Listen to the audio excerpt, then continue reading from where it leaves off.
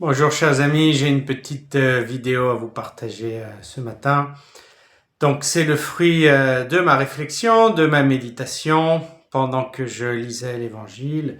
Plus précisément, je lisais Marc 14, donc c'est le début du récit de la passion de Jésus. Alors le récit de la passion dans l'évangile de Marc se trouve au chapitre 14, au chapitre 15. Petite parenthèse, je crois que c'est très très utile de lire de temps en temps la passion de Jésus et de compléter cette lecture avec le récit de la résurrection, parce qu'il ne faut pas oublier que Jésus est mort et crucifié, mais il est aussi ressuscité. Donc on vit dans notre vie ces deux mystères, la mort, la passion, la crucifixion, mais aussi le grand et merveilleux mystère de la résurrection. Alors, qu'est-ce que je voulais vous dire ce matin? Donc, j'étais en train de lire Marc 14, et au tout début, on nous présente une femme qu'on ne nomme pas, mais on sait au travers de l'évangile de Jean que c'est probablement Marie-Madeleine. Alors, cette femme arrive avec un vase d'albâtre, lequel contient un parfum de nard très très pur et très très cher, et elle va utiliser ce parfum pour oindre, ou plutôt répandre ce même parfum sur la tête de Jésus. Alors qu'est-ce qui se passe? Bon, les apôtres vont être très choqués. L'évangile de Jean va nous dire que c'est surtout Judas qui est choqué. Marc va dire que c'est plutôt en général les apôtres qui sont choqués parce qu'on aurait pu utiliser ce parfum très cher pour aider les pauvres. Petite parenthèse, Jésus aidait déjà beaucoup les pauvres. Alors, cet épisode montre quelque chose de très important dans notre relation avec Dieu et quelque chose qui n'est pas toujours évident. Alors, pendant près de 3 ans, les apôtres ont été avec Jésus, les disciples l'ont accompagné, ils ont vu des choses merveilleuses et ils ont vu surtout un Jésus généreux, un Jésus qui se donne, en même temps un Jésus qui est très très fort, qui est très très stable émotionnellement, un Jésus qui, bien entendu, souffre. Mais l'aspect de la personnalité de Jésus qui est surtout paru, c'est ce Jésus qui donne et ce Jésus qui est fort, ce Jésus qui est solide. Effectivement, il est le Fils de Dieu, il est le Sauveur, encore heureux qu'il est solide. Mais il y a un autre aspect de la relation avec Jésus qu'ils n'ont pas vu, c'est le fait que Jésus a aussi ses besoins. C'est pas par hasard que l'évangile de Jean nous montre un Jésus crucifié qui va dire « j'ai soif ».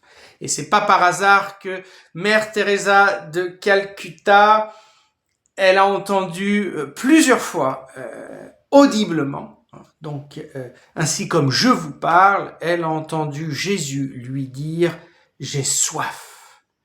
Donc Jésus a ses besoins, Jésus a soif, Jésus a faim. Et il a faim de quoi? Il a soif de quoi? Il a soif de ton amour.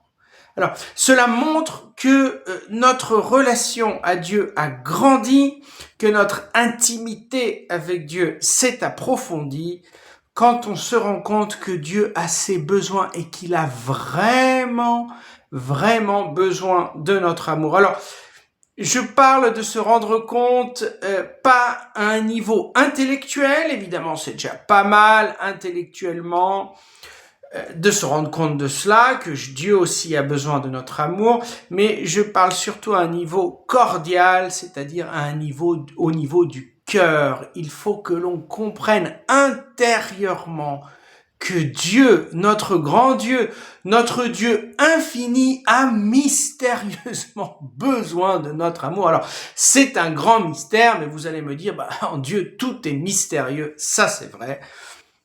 Ce Dieu qui est infini, ce Dieu qui a tout, ce Dieu qui est un amour complet en lui-même, ce Dieu qui est 3 personnes qui s'échangent un amour infini. Pourquoi est-ce qu'il aurait besoin de la petite eau, du verre d'eau, du petit verre d'eau que mon cœur peut lui donner?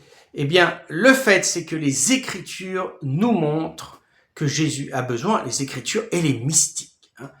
Dans ce cas-là, comme je vous avais dit, Mère Teresa de Calcutta.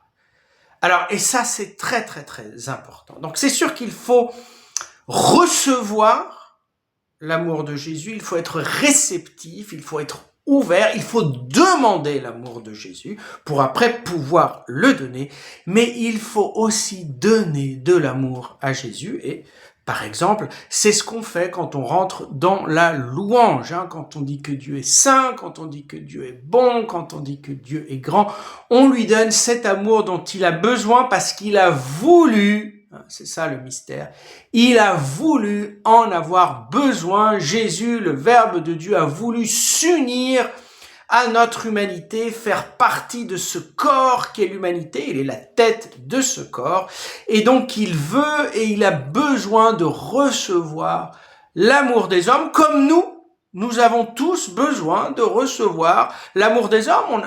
L'amour de Dieu, c'est vrai que l'amour de Dieu est suffisant, il est infini, mais on aime aussi, et parfois on a vraiment besoin aussi, de recevoir l'amour des hommes, et Jésus, c'est exactement la même chose. Il faut qu'on lui donne cet amour. Alors, ça, il y a une conséquence aussi très très importante dans ta vie, c'est que je ne sais pas quelle est la situation de ta vie, peut-être que tu es au chômage, ou peut-être que tu te sens inutile dans ta vie, ou peut-être que tu sens que tu n'as pas grand-chose à donner dans ta vie.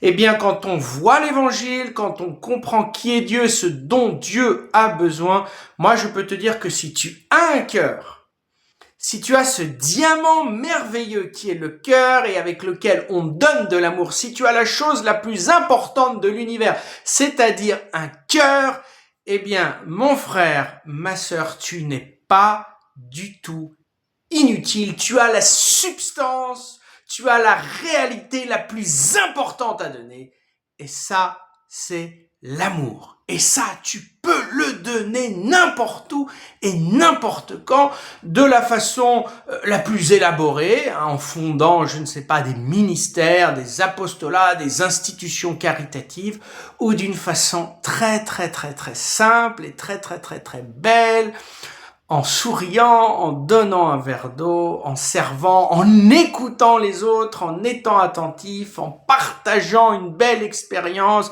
quelque chose de positif. Tu donnes de l'amour. Et ça, mon frère, ma sœur, c'est la chose la plus importante. Ne te sens jamais, jamais au chômage.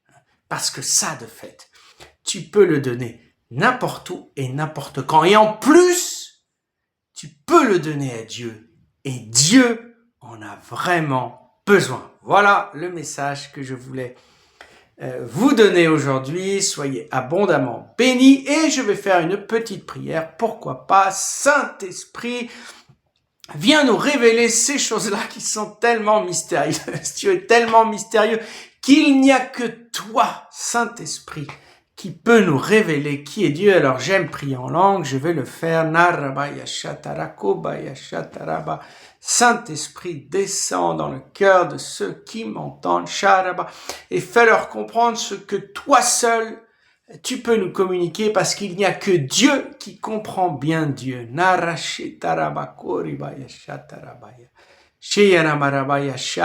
Remplis-les de ta présence, de ta connaissance, de ta sagesse.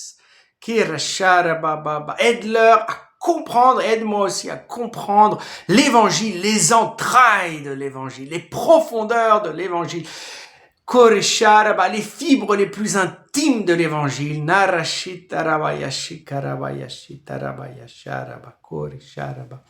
Amen. Soyez bénis, frères et sœurs, et j'espère vous envoyer de prochaines vidéos. Priez pour que Dieu m'en donne l'inspiration. Amen.